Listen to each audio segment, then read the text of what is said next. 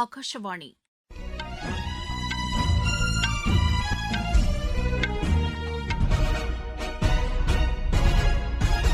செய்திகள் வாசிப்பவர் வடிவழகி கபிலன். தலைப்புச் செய்திகள்: இந்தியா தலைமையேற்று நடத்தவுள்ள பிரிக்ஸ் உச்சி மாநாட்டையொட்டி தொலைத்தொடர்பு அமைச்சர்கள் கூட்டம் மத்திய அமைச்சர் திரு ஜோதிராதித்ய சிந்தியா தலைமையில் புனேயில் தொடங்கியது. மேற்குவங்க மாநிலம் சென்றுள்ள மத்திய உள்துறை அமைச்சர் திரு அமித் ஷா இன்று சிலிகுரியில் வளர்ச்சித் திட்டங்களை தொடங்கி வைக்கிறார். ஜம்மு ஸ்ரீநகர் இடையே உத்தம்பூர் வழியாக வந்தே பாரத் ரயில் இயக்கப்படும் என்று ரயில்வே அமைச்சர் திரு அஸ்வினி வைஷ்ணவ் தெரிவித்துள்ளார். ஈரான் நாட்டை இணைக்கும் அனைத்து நீர்வழித் தடங்களையும் அமெரிக்காவின் கட்டுப்பாட்டில் வைத்திருக்க வேண்டியது அவசியம் என்று அந்நாட்டு அதிபர் திரு டொனால்டு ட்ரம்ப் கூறியுள்ளார். ஜெர்மனி சர்வதேச டென்னிஸ் போட்டியில் இந்தியாவின் சஹஜா எமலப்பள்ளி காலிறுதிக்கு முன்னேறியுள்ளார். இனி விரிவான செய்திகள். இந்தியா தலைமையேற்று நடத்தவுள்ள பிரிக்ஸ் உச்சி மாநாட்டையொட்டி தொலைத்தொடர்பு அமைச்சர்களின் 12வது கூட்டம் மத்திய அமைச்சர் திரு ஜோதிராதித்யா சிந்தியா தலைமையில் புனேயில் இன்று தொடங்கியது. உறுப்பு நாடுகளின் தொலைத்தொடர்புத்துறை அமைச்சர்கள், முக்கிய பிரதிநிதிகள் இதில் கலந்து கொண்டுள்ளனர். தகவல் தொடர்பு தொழில்நுட்பங்களை மேம்படுத்துதல், மின்னணு கட்டமைப்புகள் உள்ளிட்டவை குறித்து இக்கூட்டத்தில் விவாதிக்கப்படவுள்ளது. எழுச்சிமிக்க எதிர்காலத்தை உருவாக்குவதற்கான புதிய கண்டுபிடிப்புகள், ஒத்துழைப்பு மற்றும் மாற்றம் என்பது இக்கூட்டத்தின் கருப்பொருளாகும். இதனிடையே பிரிக்ஸ் உச்சி மாநாட்டையொட்டி சுற்றுலாத்துறை அமைச்சர்களின் கூட்டம் இன்று ஜெய்ப்பூரில் நடைபெறவுள்ளது. 2 நாள் நடைபெறும் இக்கூட்டத்தில் பிரிக்ஸ் உறுப்பு நாடுகளின் சுற்றுலாத்துறை அமைச்சர்கள் மற்றும் உயர் அதிகாரிகள் பங்கேற்க உள்ளனர். நீடித்த மற்றும் நம்பிக்கை மிக்க சுற்றுலா கட்டமைப்பை ஏற்படுத்துவது, திறன் மேம்பாடு, தடையற்ற போக்குவரத்து வசதி, செயற்கை நுண்ணறிவு உள்ளிட்ட தொழில்நுட்பங்களை ஆக்கப்பூர்வமாக பயன்படுத்துவது உள்ளிட்ட பல்வேறு முக்கிய விஷயங்கள் இக்கூட்டத்தில் விவாதிக்கப்பட உள்ளன. பிரிக்ஸ் நாடுகளுக்கிடையே தொலைத்தொடர்பு துறையில் ஒத்துழைப்பை வலுப்படுத்துவது குறித்தும், வளர்ந்து வரும் நாடுகளின் தொலைத்தொடர்பு கட்டமைப்பை மேம்படுத்துவது குறித்தும் இக்கூட்டத்தில் விவாதிக்கப்படுகிறது. பிரதமரின் ஆஷா திட்டத்தின் கீழ் விவசாயிகள் பயன்பெறுவதற்கான நிதி ஒதுக்கீடு ஒவ்வொரு ஆண்டும் அதிகரிக்கப்பட்டு வருவதாக மத்திய வேளாண் அமைச்சர் திரு சிவராஜ் சிங் சௌஹான் தெரிவித்துள்ளார். விவசாய விளைபொருட்களுக்கு நியாயமான விலை கிடைப்பதற்கான இத்திட்டத்திற்கு கடந்த 2024-25ஆம் ஆண்டு 5400 கோடி ரூபாய் ஒதுக்கப்பட்டிருந்ததாகவும், நடப்பு நிதியாண்டில் இது 7000 கோடி ரூபாயாக அதிகரிக்கப்பட்டுள்ளதாகவும் அவர் தெரிவித்தார். விவசாய விளைபொருட்களுக்கு நியாயமான விலை கிடைத்து நிலையான வருவாய் பெறுவதற்கு அனைத்து முயற்சிகளையும் மத்திய அரசு செய்து வருவதாகவும் திரு சிவராஜ் சிங் சௌஹான் தெரிவித்துள்ளார். 3 நாள் பயணமாக மேற்குவங்க மாநிலம் சென்றுள்ள மத்திய உள்துறை அமைச்சர் திரு அமித் ஷா இன்று சிலிகுரியில் பல்வேறு வளர்ச்சித் திட்டங்களை தொடங்கி வைக்கிறார். இன்று பிற்பகல் கவாகாலி மைதானத்தில் புதிய குற்றவியல் நடைமுறை சட்டங்கள் தொடர்பான கண்காட்சியை அவர் தொடங்கி வைக்கிறார். மேற்குவங்க முதலமைச்சர் திரு சுவேந்து அதிகாரி மற்றும் மாநில அமைச்சர்கள் இதில் கலந்து கொள்கிறார்கள். குற்றவியல் நடைமுறை சட்டம் தொடர்பான விழிப்புணர்வை அனைத்து தரப்பினரிடமும் கொண்டு செல்லும் வகையில் ஏற்பாடு செய்யப்பட்டுள்ள இந்த கண்காட்சி இம்மாதம் 26ஆம் தேதி வரை நடைபெறும்.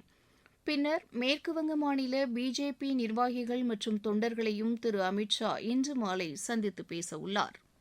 ஜம்மு ஸ்ரீநகர் இடையே உத்தம்பூர் வழியாக 3வது வந்தே பாரத் ரயிலை இயக்குவதற்கான நடவடிக்கையை ரயில்வே துறை மேற்கொண்டுள்ளதாக அத்துறைக்கான அமைச்சர் திரு அஸ்வினி வைஷ்ணவ் தெரிவித்துள்ளார்.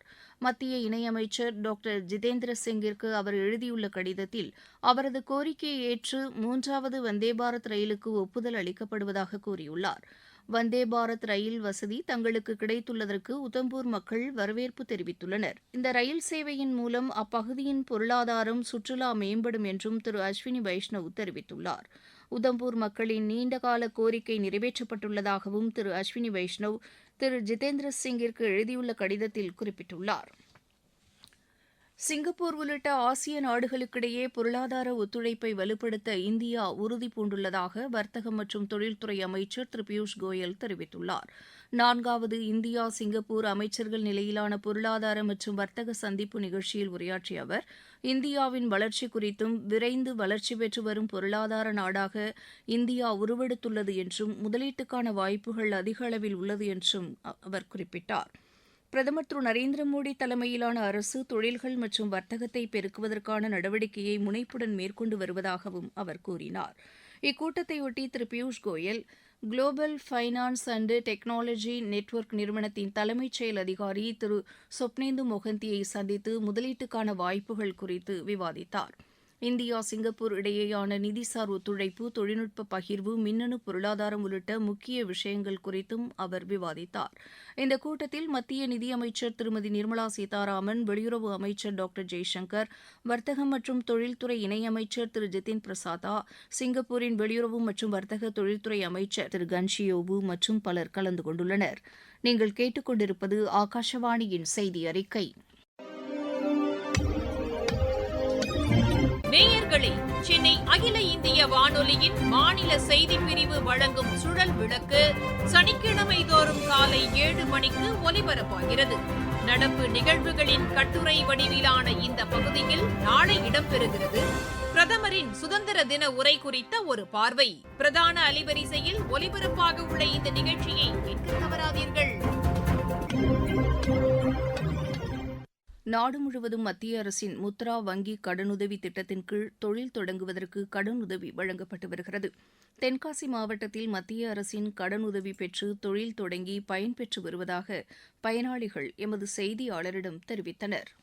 பாரத பிரதமர் மோடி ஐயா முத்ரா திட்டத்தின் கீழ் எனக்கு முத்ரா லோன் கடன் திட்டம் நல்லபடியாக அது கிடைச்சிது. அதை பயன்படுத்தி நான் வேலை இல்லாத இளைஞராக இருந்தனால எனக்கு அந்த திட்டத்தின் மூலமா என்னுடைய வாழ்வு நல்லபடியாக மாறி இருக்கு. இதுக்கு நான் பாரத பிரதமர் மோடி ஐயா அவர்களுக்கு நெஞ்சார்ந்த நன்றினை தெரிவித்துக் கொள்ளணும். இந்த திட்டத்தை எல்லாரும் தெரியாதவங்க தெரிஞ்சு இந்த திட்டத்தை பயன்படுத்தி கொள்ளுமாறு மிகவும் பணிவுடன் கேட்டுக்கொள்கிறேன். பாரத பிரதமர் மோடி ஐயா அவர்கள் முத்ரா திட்டத்தின் கீழ் ஃபர்ஸ்ட் 2 லட்சம் ரூபாய் கடன் பெற்று அந்த இதில் சிறுதொழில் செஞ்சு அடுத்து 5 லட்சம் வரைக்கும் ஐயா கொடுக்குறாங்க.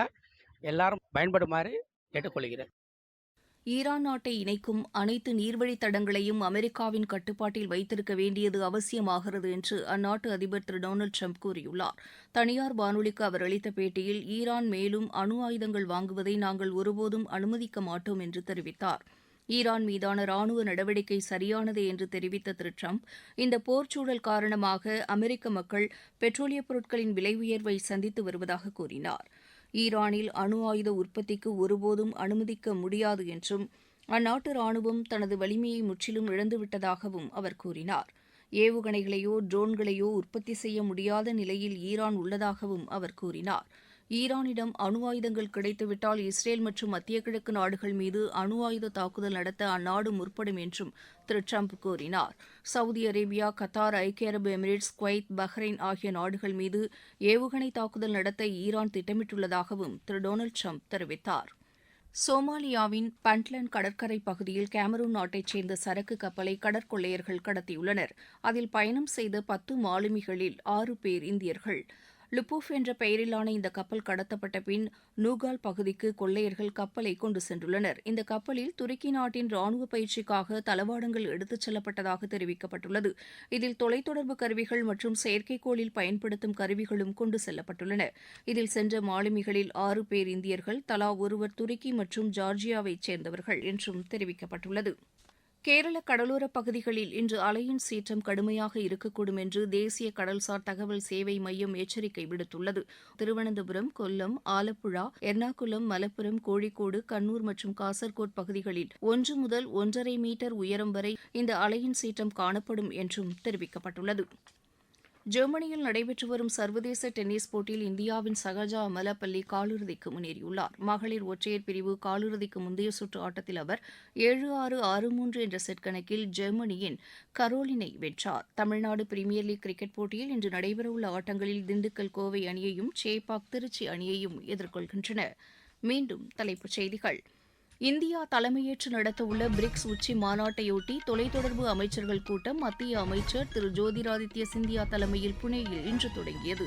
மேற்குவங்க மாநிலம் சென்றுள்ள மத்திய உள்துறை அமைச்சர் திரு அமித் ஷா இன்று சிலிகுரியில் பல்வேறு வளர்ச்சித் திட்டங்களை தொடங்கி வைக்கிறார். ஜம்மு ஸ்ரீநகர் இடையே உத்தம்பூர் வழியாக வந்தே பாரத் ரயில் இயக்கப்படும் என்று ரயில்வே அமைச்சர் திரு அஸ்வினி வைஷ்ணவ் தெரிவித்துள்ளார். ஈரான் நாட்டை இணைக்கும் அனைத்து நீர்வழித் தடங்களையும் அமெரிக்காவின் கட்டுப்பாட்டில் வைத்திருக்க வேண்டியது அவசியம் என்று அந்நாட்டு அதிபர் திரு டொனால்டு ட்ரம்ப் கூறியுள்ளார். ஜெர்மனி சர்வதேச டென்னிஸ் போட்டியில் இந்தியாவின் சகஜா எமலப்பள்ளி காலிறுதிக்கு முன்னேறியுள்ளார். இத்துடன் இந்த செய்தி அறிக்கை நிறைவு பெற்றது.